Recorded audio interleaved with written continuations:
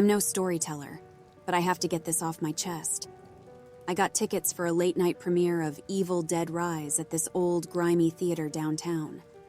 You know, one of those places that smells like it's steeped in 100 years of history and stale popcorn. I figured, what's the worst that could happen? Watch a movie, get a bit scared, go home.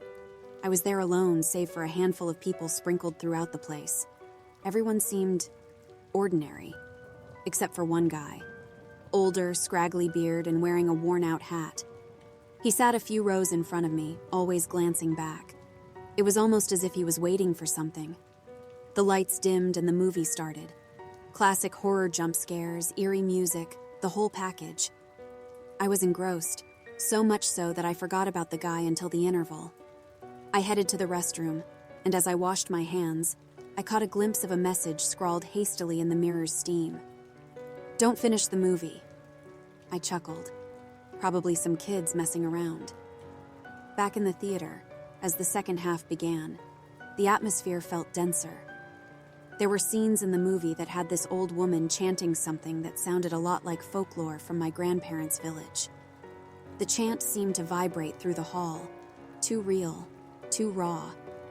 It was during one of these chanting scenes that I noticed the guy in the hat again. He was now standing at the back, whispering along with the chant. And then, the most disturbing thing, the people around him started mumbling it too, eyes fixed on the screen, like they were in a trance. I felt a pinch in my gut. This wasn't right. I decided to leave.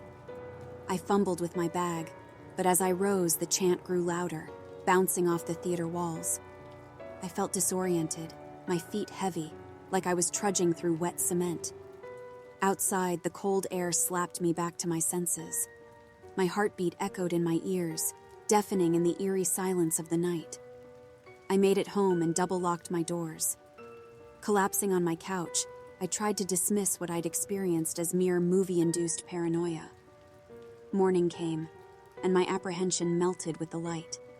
That is, until I turned on the news. There were reports of disturbances at the same theater, people chanting, acting out, like they were possessed, and they kept referring to Evil Dead Rise. I felt my stomach sink. Later that evening, I received a call. Unknown number. A raspy voice on the other end recited that same chilling chant. The call ended, and I stared at the screen, trying to convince myself it was a bad joke. Over the next few days, I spotted that man from the theater, on the street, at the grocery store, everywhere.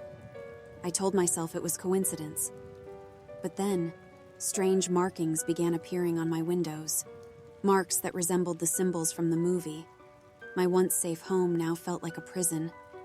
I reached out to my grandmother, explaining the chant and the symbols. Her voice, always so full of warmth, turned icy. She told me about a local legend, a curse that could be passed through tales or cinema, entrapping its victims. The only way to break free? Confront the carrier. I decided to revisit the theater. It was closed, due to unforeseen disturbances. With desperation mounting, I sought the old man. To my horror, I found him waiting by my car. "You've been marked," he rasped. "It wasn't intentional. I went to watch the movie to escape the curse, but it found its way to you." I felt anger bubbling up. "So what now?" I snapped. "Confront it. Tonight. In your home. Play the movie. Let it come," he replied, almost mournfully. That night, trembling with fear, I did as he said. The same scenes, the same chants. But as the old woman appeared on screen, something shifted. The boundaries between the movie and reality seemed to blur. The chants grew louder, filling my living room. Then the old woman on the screen turned, locking eyes with me. I felt something in me snap. "Enough!" I yelled. The room went silent. The movie paused. Everything felt normal. I slept uneasily, wondering if it was truly over. I haven't seen the old man since. The marks on my windows faded. Life went on. But sometimes, late at night, I hear the faintest echo of that chant, a reminder of the thin line between fiction and reality. If you've read this far, be wary. Sometimes tales don't just stay on the screen. Sometimes they follow you home. And if you ever decide to watch Evil Dead Rise, just remember my story. Some movies aren't meant for everyone. Some movies are gateways. There's a reason some memories are buried, but today, I need to share mine. Ever picked up something you should have left alone? I did. The rummage sale was one of those sad, rain-soaked affairs that spring up in forgotten parking lots. I almost didn't go, but there it was, amidst dusty old trinkets and faded clothes. A simple wooden box, strangely captivating. "Why so cheap?" I asked the seller, an elderly man with haunted eyes.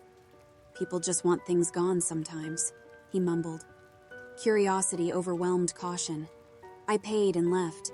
The box felt odd in my hands, both cold and somehow waiting. Resisting the urge to pry it open right away, I headed home. My apartment, usually a haven, felt different, tense. I placed the box on my coffee table. Ever hear those stories about things you're not supposed to open? I should have remembered them, but the allure was irresistible. I slowly lifted the latch. Nothing. Just a small, tarnished silver locket and an old photograph.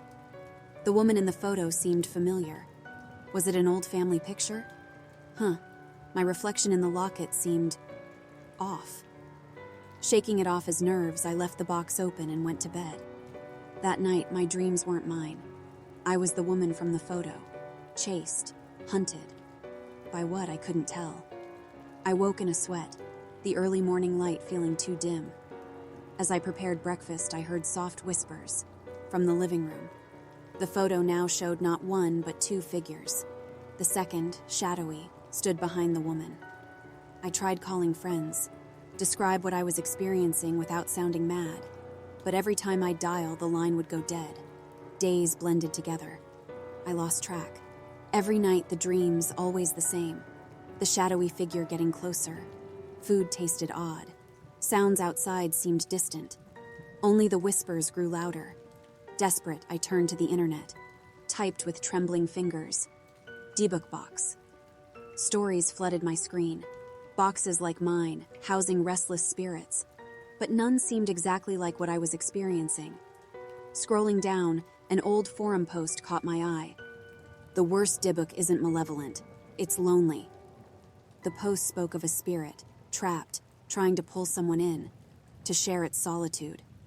Panicking, I decided to seal the box, but the latch wouldn't close. The photo now showed the shadow almost touching the terrified woman. That night, the dream changed. The shadowy figure grabbed the woman, pulling her into darkness. I woke, gasping on my living room floor. The box lay beside me, shut tight. The locket outside. Suddenly, a knock at the door. It was my neighbor looking concerned. "You okay? Saw you buying that box. Figured I'd check." Confused, I showed him the now sealed box. He paled. "My grandmother had one. Told me never to touch it." Stammering, I recounted my ordeal. He listened, nodded, and gently said, "Leave, now." Not understanding, but trusting his urgency, I grabbed essentials and followed him out. He took me to a small house outside town, introducing me to an elderly woman. She listened, examined the box, and sighed. "That's no ordinary Dybbuk. It's more ancient. It bonds." With a heavy heart, she spoke of rituals and old ways. Hours turned into days as we prepared. The night of the ritual was stormy. It felt right. Candles, salt circles, chants in a language I didn't recognize. The box shook violently, but as dawn broke, it finally lay still. Exhausted, I thanked the old woman.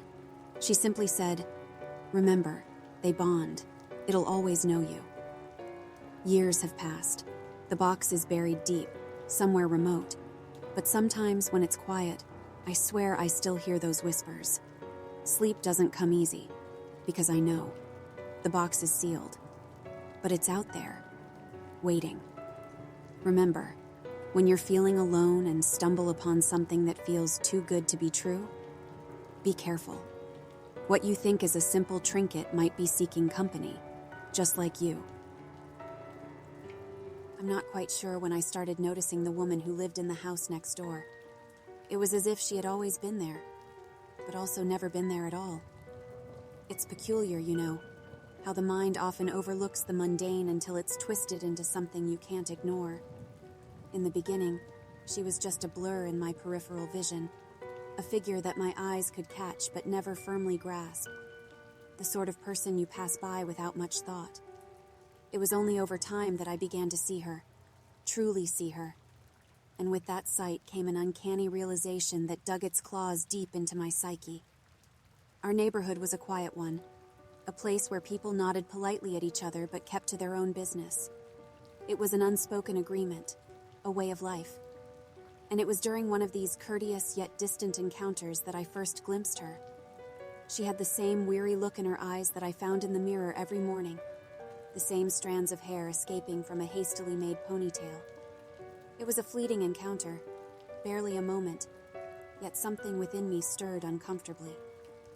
The next time I saw her, it was from my window, her face obscured by the golden curtain of hair that seemed to move exactly like mine in the gentle breeze. The uneasy feeling grew, an itch deep inside my brain that I couldn't scratch. It was silly, utterly silly to think that she resembled me. But as days turned into weeks, my conviction only intensified. It became an obsession, this woman who mirrored me. I started taking walks at the same time she did, my heart pounding strangely in my chest as I noted the eerie similarities in our strides, our postures. It was unsettling, this feeling of being duplicated, as if I were slowly losing grasp of what made me, me. As time wore on, the differences between us began to blur. I would catch her humming tunes that only I should have known, whispered remnants of childhood lullabies that no one else had heard. She wore clothes that mirrored my own wardrobe, a surreal reflection that twisted my gut into uneasy knots. Even our houses, once markedly different, seemed to echo each other in a strange dance of similarity. It was as if reality was bending around her, warping to make room for this woman who shouldn't exist. But it was her garden that unsettled me the most. It was a mirror of my own, yet twisted, dark, overrun with weeds that seemed to thrive on the despair that now clung to me like a second skin. It was a mockery of the sanctuary I had cultivated, a twisted reflection that left me feeling exposed and vulnerable. I couldn't escape her. My dreams became haunted by visions of her walking through my home, touching my things with her fingers that were exactly like mine. I could feel her presence seeping into my pores, suffocating the essence that was uniquely mine. The line between us continued to blur, spiraling into a darkness that threatened to consume me. I started avoiding mirrors, unable to bear the sight of my own face, which now seemed to morph into hers with a sickening ease. One day, as I watched her from my window, I realized with a jolt of horror that I couldn't tell who was the reflection anymore. The boundary between us had vanished, leaving in its wake a dread that coiled tight within me, threatening to choke the very life out of me. I knew I had to confront her, to reclaim my identity that was being slowly stolen from me. The evening was thick with a foreboding darkness as I found myself standing at her doorstep, my heartbeat deafening in the silence. She opened the door before I had a chance to knock, her smile a twisted reflection of my own. Her eyes held mine, an abyss that threatened to swallow me whole.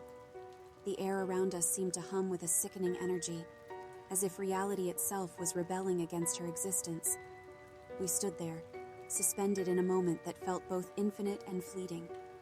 Words failed me, my tongue a useless weight in my mouth. And then, with a movement that was eerily synchronized, we reached out, our fingers touching in a fusion of flesh and fear. The world around us shattered, a mirror breaking into a million pieces, reality fracturing under the weight of our joined existence. I could feel her inside me, a dark entity that clawed at my sanity, threatening to drag me into the abyss that had consumed her. I fought back, a primal rage fueling me, an urge to protect the fragile boundaries that defined me. It was a battle waged in the recesses of our minds, a struggle for identity, for existence. As the sun rose, a piercing light that shattered the darkness, I found myself lying on the ground, alone yet not alone. The house next door stood empty, a shell of what it once was, its garden a wasteland of twisted vines and despair. I stumbled back to my home, my sanctuary, yet nothing felt the same. The world around me seemed duller, its colors leached of their vibrancy. I could feel her inside me, a dark shadow that clung to my very soul. It was a haunting realization, the knowledge that she was a part of me now, a twisted reflection that would forever lurk in the corners of my mind.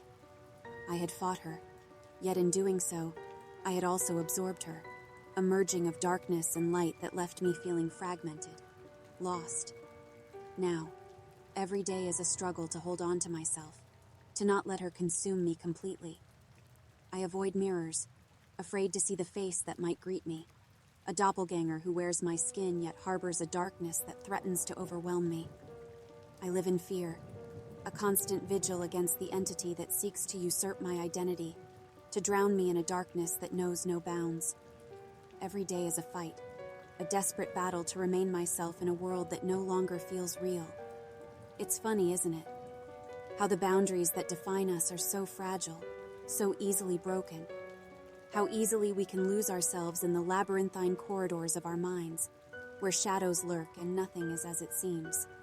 Next time you catch a glimpse of your neighbor, a person you pass by without much thought, take a moment to really see them, and pray that the person looking back at you is truly who they seem to be, and not a reflection of the darkness that lies hidden within us all. Remember, in this world where realities blur and boundaries are fragile, it might just be that the person next door is watching, waiting to become you. For years, I lived a peaceful, if not slightly isolated life on the fringes of the Mahali Mountains. Nestled amidst an expansive forest, my home was a solitary respite from the grinding gears of the outside world.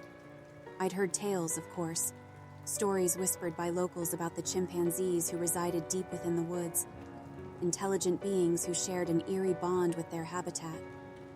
Yet nothing could have prepared me for the terrifying encounter that would come to define my life forever. The morning it began started like any other, with the tranquil chirping of birds and the gentle rustle of leaves greeting the dawn.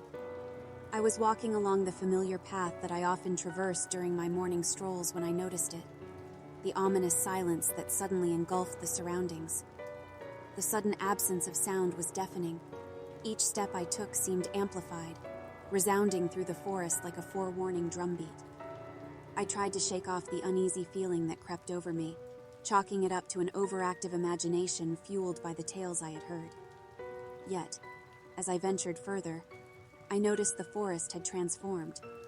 The usually vibrant flora looked almost sinister, as if hiding secrets in the shadows cast by the gnarled branches overhead. Then, I heard it. A soft, eerie hooting that echoed from deeper within the woods, followed by a series of complex vocalizations. My breath caught in my throat as I recognized the sounds. The chimpanzees were near. Frozen by the sudden surge of primal fear, I strained my ears, trying to gauge the distance between me and the unseen creatures. Each hoot, each cry seemed to be a call, drawing others in response. My heart raced, not from excitement, but an instinctual understanding that I was no longer alone. Before long, I saw them emerge from the shadows, their dark figures moving with an eerie grace that belied their strength. Their eyes bore into mine with an intelligence that seemed almost human, an intelligence that seemed to assess and calculate with a chilling coldness. I had read that Mahali chimpanzees were known for their complex social hierarchies and behaviors, but nothing I'd read prepared me for the organized, almost militaristic manner in which they approached. Before I knew it, I was surrounded. Panic surged through me as they closed in, their eerily human-like hands reaching towards me. I could feel their eyes, so much like ours, examining me with what felt like a cruel curiosity. My breath came in short gasps, each inhale tasting of the musty, animalistic odor that permeated the air around them. And then, they attacked. Their strength was astounding, each blow delivered with a force that seemed impossible for their size. I fought back desperately, but for each one I managed to push away, two more took its place. It felt like an eternity, an unending cycle of fear and pain as I struggled to protect myself from their onslaught. In the chaos, a fragment of rational thought surfaced. I realized that my only chance of survival was to try and break free from their encirclement. Gathering every ounce of strength left in me, I managed to push through, breaking free from the circle of death that seemed poised to consume me. I ran blindly, my entire being focused on escape. The forest that once offered solace now felt like a labyrinthine trap, each tree a potential hiding place for my pursuers. I don't know how long I ran. Time seemed to lose meaning in the face of the terror that fueled my flight. But eventually, I stumbled into a clearing, the sudden exposure making me realize that I had lost them, at least for the moment. Exhausted and battered, I collapsed, my breaths coming in ragged, painful gasps. I could feel the weight of my injuries, each one a testament to the horror I had just escaped. As I lay there, the realization of what had just occurred slowly sank in. I had come face to face with the primal, untamed force that resided in the depths of Mahale, a force that held no regard for human life, that saw me as nothing more than an intruder in their domain. Days later, as I nursed my wounds in the safety of my home, I knew that I could never return to the life I had known. The forest had revealed its true nature, a dark and primal place where survival was dictated by brutality and strength. And the chimpanzees, the beings who had almost ended my life, haunted my every waking moment. Their intelligent, calculating eyes seemed to lurk in every shadow, a constant reminder of the terrifying intelligence that resided just beyond the boundaries of my home. In the silence of the night, as I lay in bed, I can't shake off the feeling that they are still out there, watching, waiting. A fear gnaws at the back of my mind, an understanding that the boundary between us and the primal forces of nature is thinner than we like to believe. And as you listen to this, know that what happened to me is not isolated, not contained within the boundaries of the Mahale forest. It's a reminder that we share this world with creatures who harbor an intelligence and a capacity for violence that we cannot fully understand. A warning that our safety is but an illusion, a fragile barrier that can be shattered at any moment, plunging us into a nightmare from which there is no waking. So the next time you find yourself alone in the midst of nature, listen closely. For the whispers of the forest carry tales not just of beauty and life, but of darkness and death. Tales that serve as a chilling reminder of the thin line that separates us from the untamed wild. I wish I could tell you this is a tale conjured from fragments of my overactive imagination, but every single word I jot down here is drawn from the harrowing memory of that cold September night. I had always cherished my quiet moments, the ones where I sat on the back porch, engulfed in the comforting cocoon of solitude. But that night, the stillness felt more like the silence before a storm, a quietude that hid something sinister.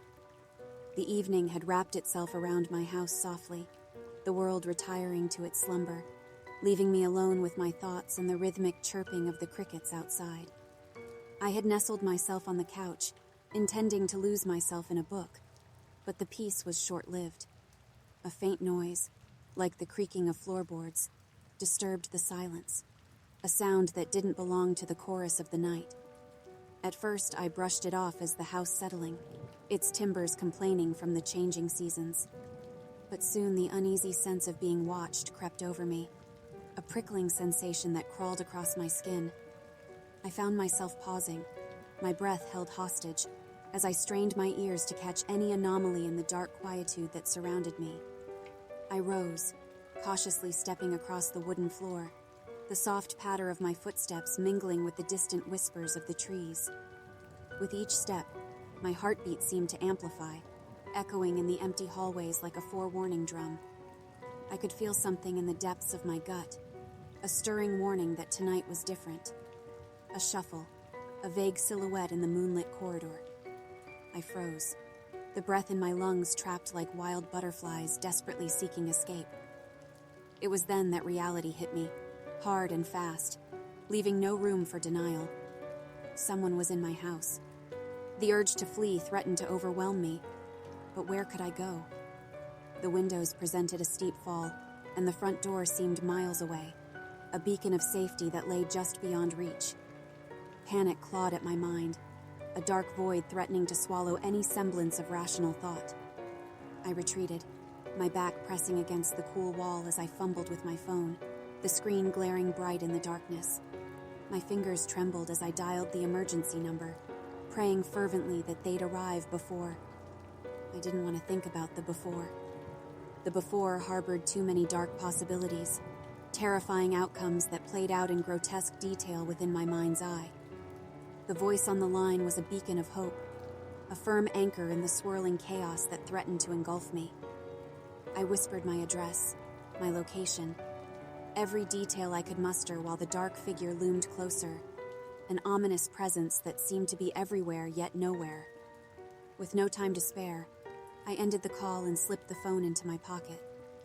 My only option now was to hide, to become a shadow within my own home, to become prey in the night's deadly game. I hurried into my bedroom, shutting the door softly behind me, the sound resembling a finality that I could not shake. My breath came in ragged gasps as I sought refuge in the closet, the darkness a welcome embrace compared to the looming threat that prowled my halls. Time seemed to slow, stretching each second into a lifetime of fear and anticipation. I could hear them, the soft, deliberate steps that seemed to reverberate through the very foundation of my home. It felt personal, a violation of my sanctuary, a blatant disregard for the sanctity of personal space and safety. Through the slits in the closet door, I watched as the intruder entered my bedroom, a dark figure that moved with a haunting familiarity. It felt surreal, witnessing a stranger maneuver through my personal space, a space adorned with fragments of my life and memories. Every creak of the floorboards, every rustle of fabric was a symphony of terror, notes that crescendoed into a horrifying climax when the intruder approached my hiding place. My heart thundered in my chest, a frenzied drum roll that seemed loud enough to betray my location. And then, a miracle. A cacophony of sirens erupted in the distance, growing louder with each passing second. The intruder hesitated, their heads snapping towards the window before they fled, disappearing into the darkness from where they had emerged. I remained frozen, unable to move, unable to breathe, the aftershocks of fear still rippling through me. It was only when the reassuring voices of the officers filled my home did I dare to emerge, trembling and vulnerable in the aftermath of the night's events. They say I was lucky, that I had escaped unharmed, physically untouched. But as I lay in bed that night, the darkness no longer felt comforting, no longer a sanctuary. The shadows cast by the moonlight seemed sinister, the silence a deceptive lull that hid the lurking dangers of the night. I realized as I lay there wide awake that my home would never feel the same. The intruder had left, but the violation remained, a haunting presence that lurked in every corner, a reminder of the vulnerability we all harbor, a reminder that the sanctity of home, of safety, is but a fragile illusion, easily shattered, leaving us exposed to the chilling realities of the world that exists just beyond our doorstep. I remember it clearly, the autumn sun leaning lazily across the sky, giving just enough warmth to take the edge off the September chill. I had recently started as a journalist for a local paper in a small town nestled at the edge of the Navajo Reservation in Arizona. The untouched vastness of the Southwest landscape was a refreshing sight for city-reared eyes. Little did I know that the beauty concealed stories that were too terrifying to be uttered aloud. For weeks, I heard murmurs from the locals about the phenomenon of the Navajo skinwalkers, individuals who had supposedly relinquished their humanity to assume the characteristics of animals. Some even claimed they were witches who could take the form of wolves or owls. But I was a man of logic, accustomed to dismissing these kinds of tales as mere superstitions, until I was assigned to cover a story on the peculiar rise in livestock mutilations in the surrounding ranches, a story that would soon unhinge my understanding of reality. My interviews with the ranchers were laced with an unsaid fear, a palpable heaviness that seemed to saturate the very air. It was not the financial loss that seemed to terrify them, but something far deeper and darker. It was during one of these interviews that I met Tom, a rugged man in his early 60s, who reluctantly shared his story with me. Tom led me to his backyard, where the remnants of what once was a lively sheep were strewn grotesquely across the dirt. The disturbing scene was almost surgical, with precision cuts that no wild animal could manage. Yet, there were no signs of human intervention, no footprints, no tools left behind, nothing.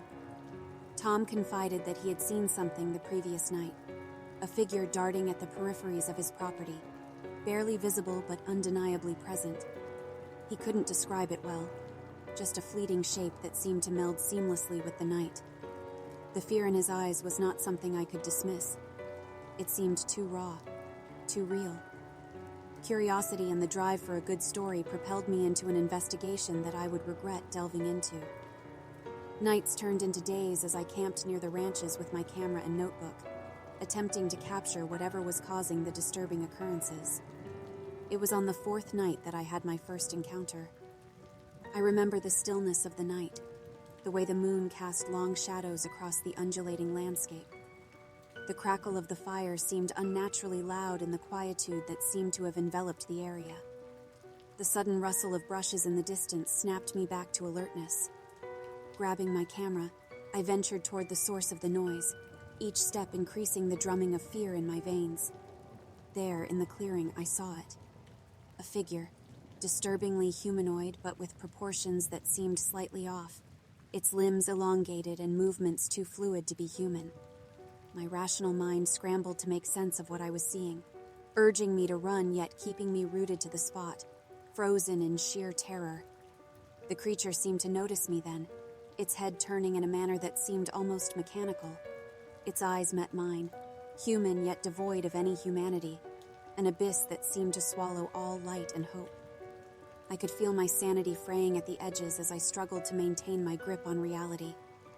With a suddenness that left me gasping, it darted towards the woods, disappearing into the night as if it had never been there. Trembling, I returned to my makeshift camp, my mind a whirlwind of confusion and fear. The sound of the night seemed to echo ominously around me, as if warning me of the dark path I had ventured onto. Days turned into a blur as I found myself consumed by the story, interviewing locals who were reluctant to speak, their stories tainted with the same fear I had witnessed in Tom. The deeper I ventured, the more I felt myself losing grip on reality, unable to discern the real from the imagined. Sleep became a distant memory as I lay awake each night, the sounds of the night turning into sinister whispers in my mind. I found myself drawing away from people, my demeanor changing as paranoia seeped into my every pore. I could feel something watching me, a presence that seemed to linger at the edges of my perception, just out of sight yet undeniably there. Then, one day, Tom was found dead in his home. The circumstances of his death were bizarre, his body displaying the same precision cuts that his livestock had suffered. The community was engulfed in fear, whispers of the skinwalkers growing louder, yet no one willing to say the word aloud. The investigation yielded no results, the authorities as baffled as the rest of us. As I stood at the edge of the crowd that had gathered at Tom's property, I felt a shiver run down my spine, a sensation of being watched that had become all too familiar. I turned, scanning the crowd, my eyes meeting those of a figure standing at a distance, its proportions slightly off, a familiarity that sent waves of dread through me. I left town the next day, unable to bear the burden of the knowledge I had unearthed. The fear had become a living entity, gnawing at the edges of my mind, a constant companion in the darkness. Now, as I sit miles away from that small town, I cannot shake off the feeling of being watched, of being hunted. The rational part of me screams that it's all in my head, a product of too much stress and too little sleep. But deep down, I know the truth. The stories were not mere superstitions, but warnings, ones that I had foolishly ignored. I fear that I have become a part of the untold story of the Navajo skinwalkers, a prey in a game that has no end. I know not what fate awaits me, but the fear that grips me is more real than anything I have ever experienced. As I lay in bed each night, the sounds of the night seem to grow louder, more menacing. I cannot escape the feeling that something is out there, watching, waiting, a predator in the darkness. And I cannot shake off the chilling realization that I am not alone, that the stories were not just stories, but a terrifying reality that could engulf anyone who dares to delve too deep. I tell you this as a warning to others, to stay away from the dark corners of the world, where reality seems to fray, giving way to something far more terrifying, something that lurks in the shadows, always watching, always waiting.